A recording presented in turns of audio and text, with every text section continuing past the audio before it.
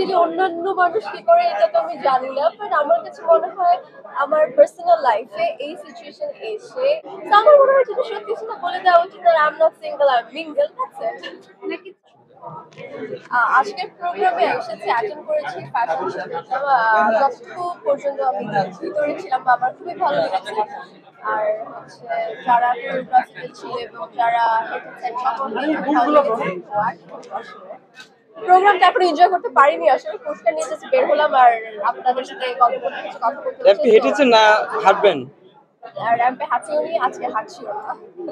আচ্ছা, পুরস্কার পেয়ে কেমন লাগছে? পুরস্কার পেয়েছি, পুরস্কার পেয়ে খুবই ভালো লাগছে। আর পুরস্কার পেয়ে কার না ভালো লাগে। তো আর আমার কাজুলিটা রিলিজ হওয়ার পর এটাই হচ্ছে আমার ফার্স্ট অ্যাওয়ার্ড। তো অ্যাজ এ অ্যাক্ট্রেস হিসাবে এর আগে তো সবসময় অ্যাজ এ নৃত্যশিল্পী হিসাবে আমি প্রচুর পুরস্কার পেয়েছি, বাট আজকে অন্যরকম ভীষণ ভালো লাগছে।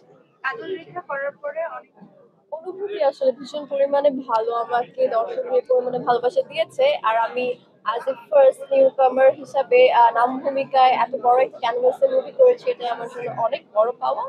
আর আমাদের মুভিটা আসলে যেই ক্লাসের মানুষজন দেখেছে এবং পছন্দ করেছে এবং স্টিল চলছে হলে এবং কানাডা, আমেরিকাতে সব জায়গায় অনেক ভালোবাসা পাচ্ছি, ফোন থেকে হোক বা ভিডিও কল দেখে হোক বা স্ট্যাটাস দিয়ে হোক। ওখান থেকে তো আর মানুষ আমাদেরকে রিচ করতে পারছে না, যেভাবেই হোক ভালোবাসা আমাদেরকে দিচ্ছে। তো সবকিছু মিলে অ্যাজ এ নতুন হিসেবে আমার তো ভীষণ ভালো লাগছে।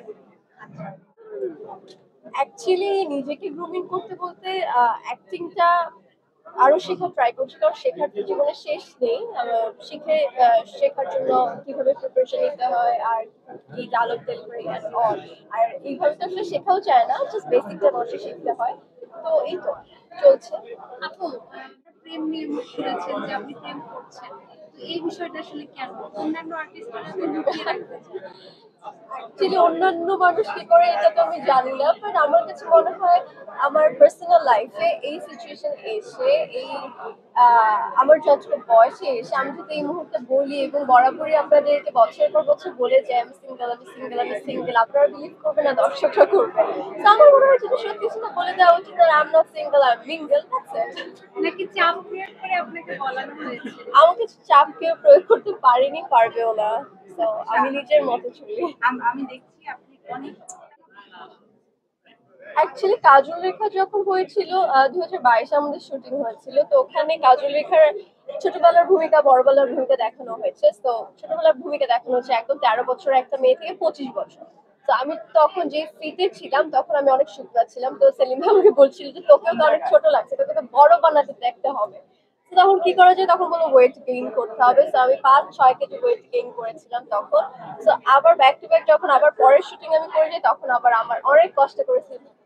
এখন স্কিমার কি এটা তেমন কিছু না, আমি কিছুক্ষণ আগে বললাম, মানে আমি অত কষ্ট করি না। আমি সামটাইমস যেহেতু আমি নাচের মেয়ে, তো আমার নাচ তো কিছুদিন পর পরে আমি একটা রিহার্সালে থাকি আর তার মধ্যে আমি হচ্ছে যোগা করি। আর আমি অনেক কিছু খাই, বেঙ্গলি ফুড যা যা আছে সবই খাই, কিন্তু পরিমাণে কম খাই। নেক্সটে কোন হিরোর সাথে কাজ করার ইচ্ছা আছে এন্ড ওপার বাংলায় কবে? আই থিঙ্ক খুব শীঘ্রই যাচ্ছি। আর আপনাদেরকে অবশ্যই জানাবো কার সাথে কাজ হচ্ছে। এখন প্রডিউসার ডিরেক্টররা পারমিশন না দেয় আমার তো আসলে এখানে আমার কিছু বলার নেই। আর আমি বাংলাদেশে বা বাংলাদেশের ওপর বাংলায় হোক, আমি সবার সাথে কাজ করি।